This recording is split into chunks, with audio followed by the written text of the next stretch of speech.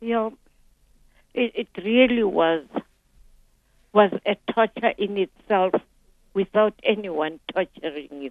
Mm-hmm. Like I state that I could see her face and try to talk to her and call her by name, but I couldn't remember her name. I'd sleep over it, wake up, and so forth. It was killing me softly that I couldn't remember her name. Mm. And when I did, it was a relief, yes. Then talking about Denmark, I went to Denmark, which is a hospital of tortured persons. When I was in Denmark, the most unfortunate part of this wonderful hospital and a very good doctor who had an interest in me is I had no one to talk to. Most of the victims who were in hospital, not a single one could speak English, neither could I speak back to them. Mm.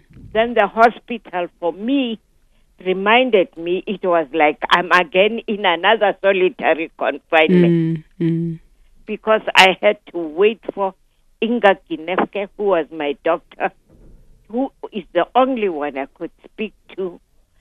And what she emphasized whenever she spoke to me, if you read in the book, was to say, Emma, you've got to be selfish. Yes. You've got to start thinking about yourself and stop spreading yourself in everything. It's unlike us. You can't just be happy if things are okay with you. You are always concerned about your neighbor. You are concerned about the others. The main thing one was fighting for equality. Mm-hmm. We were seeking equality. You were not seeking to be over and above any other person. It's just to be treated as a human being and regarded and seen as a human being, which is what I still preach even today, that can us just respect one another and treat one another as equal persons, Yeah. and with respect and equality. And I think things will be better. Emma, have you taken the doctor's advice? Are you able to be more selfish? Are you able to think more of yourself and doing things for yourself? Or is that difficult for you? I can't. I've tried. I can't. I mean, I was speaking to a lady who looks after our place, complaining about my neighbor's garden, which is not well cared for. I say, now, that's service delivery, you know. Now, can you see? I don't know whether I'm interfering because that's not my garden. Yeah. But I can't just be happy. I can't be selfish. Well, many people benefited because of that. Thousands and thousands of thousands, Emma, because of your very nature. So after this experience, you decided to write the book. A lot of people gave you the idea and said that it should be, and I mentioned it in an introduction earlier, that it should be an outpouring of your experience. Was it a cathartic experience for you writing this book? Yes, and as a woman, I really want to mention to say I owe it to Betty Wolpett, who is in Britain, who is the one who really recommended that I need to write the book. And this woman is the same woman who actually had insisted that Ellen Kuzwayo should write her first book, Call Me Woman. And that's why these books were written by Women's Press in London. For me, it was for therapeutic reasons, to say it's going to heal me in the process, because it took so long for me to overcome and get over, the thing of having been in prison. I would just sleepwalk at times. So many wrong things would happen, and they said, unless you take it out of your system, you are not going to be cured. That's the book. Mm-hmm. You wrote the book in 1989, still during the very dark days of apartheid. And as I started off right at the beginning, and now it's 2012, and you now live in a South Africa where we're well into a democracy, and it's a completely different South Africa to the South Africa of 1989. And as I said, yet the book is still incredibly relevant because of your story and what you overcame. When you live now in this new South Africa and you think about what you've endured and you think about what you fought for, what you gave up in the process, what are your thoughts on this new South Africa of ours? Well, where I live now, I must say that I owe it to our president, Nelson Mandela. When he came out of prison and everything when he was ready, he is the one who approached my former boss, Desmond Tutu, to say, I want Emma to come and work for the Land Restitution Commission. That's what brought me here in Pretoria. And from where I am now, my concern in our new South Africa is the health services we were talking about have gone to a worse point. The education of my grandchildren or great-grandchildren is a cause of concern.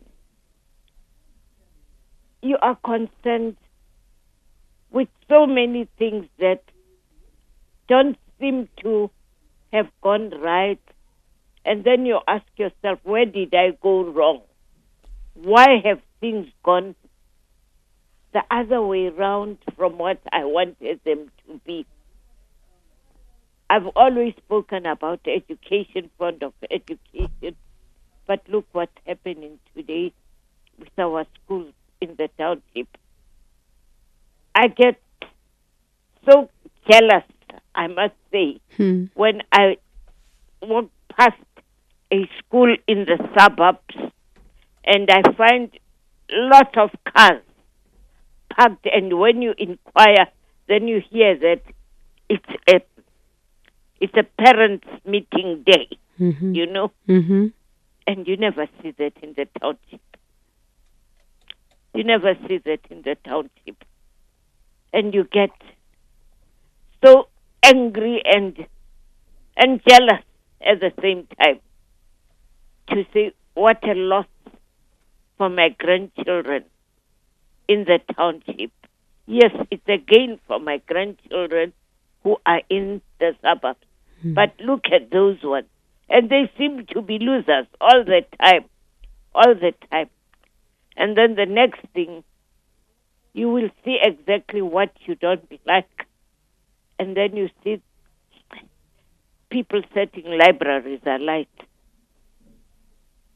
Wow, that was, for me, a very important thing. That there's a library. Now, when we set them alight, what are we teaching our children? What are we saying? What are we saying to our children? You know, to my grandchildren, to say, how can you destroy your knowledge? So there is quite a lot of work to be done by the parents, by the community, by everyone. You're concerned about, you see children schooling under trees at this day and age. I can't remember if it was so in the past. Now it comes to say, I'm now praising the past as against today. Exactly what we fought for is now gone to a point where we say the schools were better during that time than now. The hospitals were better during that time than now. It's really hurting. I hear you, Emma. But you have hope for the future? Yes, as a Christian, I have hope for the future. Don't want to give up hoping. We keep our fingers crossed and pray that the future should be better. It's not just my future.